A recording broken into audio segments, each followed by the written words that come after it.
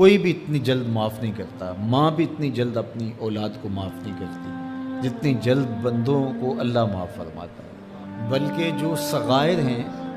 وہ تو بغیر توبہ کے ہی معاف ہوتے رہتے ہیں۔ فرمایا کہ جب تم وضو کرتے ہو تو اعضائے وضو کے گناہ جھڑ جاتے ہیں وضو سے، اور ہمیں پتہ بھی نہیں ہوتا۔ بہت سارے صغیرہ گناہ ایسے بھی ہیں کہ ہم ان صغائر کا ادراک بھی نہیں کر پاتے، لیکن وہ ہمارے سے جڑے ہوئے ہوتے ہیں، اور اسی طرح جب وہ ہمارے سے جھڑتے ہیں تو ہمیں ادراک بھی نہیں ہوتا کہ وہ ہمارے ساتھ جڑے تھے اور ہمارے سے دور بھی ہو گئے اور ہمیں پاک صاف کر دیا گیا۔ ایک نماز سے دوسری نماز تک کا وقت درمیان کے اندر ہونے والے گناہوں کا کفارہ ہے، ایک جمعہ دوسرے جمعے تک، ایک رمضان دوسرے رمضان تک گناہوں کا کفارہ ہے۔ تو یہ اللہ کی کرم نوازیوں کے رنگ، بلکہ فرمایا ہم نے تم کو جو بڑے گناہوں سے منع کر رکھا ہے، اگر تم ان گناہوں سے اپنے آپ کو بچا لو تو ہم اس کے صلے کے اندر تمہارے چھوٹے گناہ ویسے ہی معاف کر دیں۔ ایک تو ہے کہ تم وضو کرو گے تو جھڑیں گے، ایک تو یہ ہے کہ تم کچھ اعمال کرو گے تو اس کی برکت سے یہ گناہ ساتھ جھڑ جائیں گے، لیکن اگر تم بڑے گناہوں سے بچتے رہو گے تو ہم تمہاری اس بات کا اعزاز تمہیں دیتے ہوئے کہ تمہیں اللہ کے حکم کا پاس ہے اور تم بڑے گناہوں سے بچ رہے ہو، اور جو چھوٹے گناہ تم سے سرزد ہو گئے ہم اس بڑے گناہ سے بچنے کی وجہ سے وہ ویسے ہی تمہارے سے ہٹا دیں گے، تمہیں صاف کر دیں گے۔ یہ کتنی کرم نوازیاں ہیں۔ اور اگر تم نیکیاں کرتے ہو تو نیکی بھی تمہارے گناہ کو مٹا دیتی ہے۔ اللہ کے محبوب علیہ السلام نے جو 3 وصیتیں کی تھی تو ان میں سے ایک وصیت یہ تھی کہ گناہ تم سے سرزد ہو جائے تو اس کے بعد تم نیکی کرو، کیوں؟ تم ہوہا، جو نیکی ہے وہ گناہ کو مٹا ڈالے گی۔ یہ کیسا اس کا الوہی انتظام ہے کہ ہمارے گناہوں کو مٹانے کے لیے کتنے سامان رکھیں۔ چھوٹے گناہ سرزد ہو گئے ہیں تو وضو کرنے سے، نماز ادا کرنے سے معاف ہو گئے، صدقہ کرنے سے معاف ہو گئے،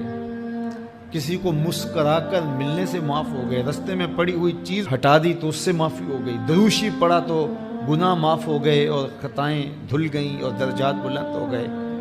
اور نیکی کی تو ساتھ گناہ بھی معاف ہو گئے۔ تو باقی رہی بات کہ کبیرہ گناہ، بڑی بڑی باتیں، تو شرک سے بڑی بات تو کوئی نہیں ہے، سب سے بڑا گناہ تو شرک ہے، لیکن اگر بندہ توبہ کر لیتا ہے تو اللہ شرک کو بھی معاف کر دیتا ہے۔ ایمان شرک سے برات کا اظہار ہے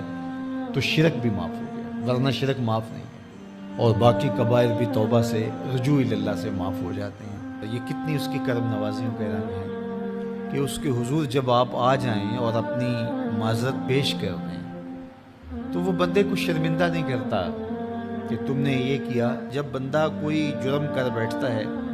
کسی سے زیادتی کر بیٹھتا ہے اور حقیقی زیادتی ہوتی ہے، تو پھر اس کے پاس جاتے ہوئے ڈرتا ہے کہ اس کا رد عمل کیا ہوگا، میں نے یہ زیادتی کی، واقعتاً زیادتی کی۔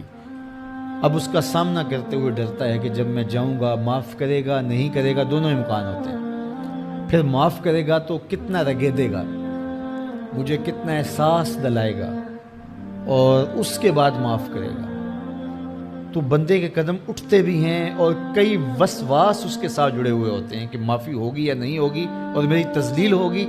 یا میری کیا صورتحال ہوگی۔ کسی سے بھی معافی مانگتے ہوئے اسی لیے لوگ اڑ جاتے ہیں، بعض اوقات وہ جانتے بوجھتے ہوتے ہیں کہ ہم نے یہ زیادتی کی ہے، اپنے بھائی کا دل دکھایا ہے، حق مارا ہے، زیادتی کی ہے، لیکن وہ اس احساس سے بچنے کے لیے تو پھر آہستہ آہستہ آہستہ آہستہ وہ اس کے عادی ہو جاتے ہیں۔ لیکن آپ اور میں گناہ کرتے ہیں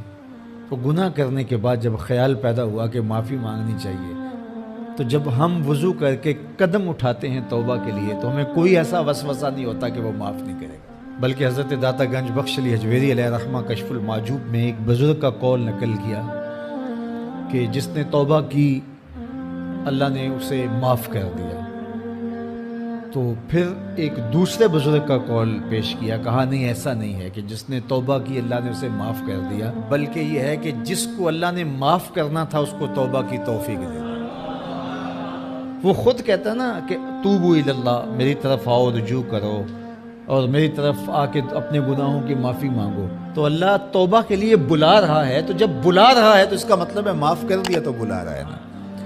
اب اگر اس کے باوجود بھی کوئی نہیں آتا تو پھر اس کی حماقت اور اس کی بے وقوفی ہے.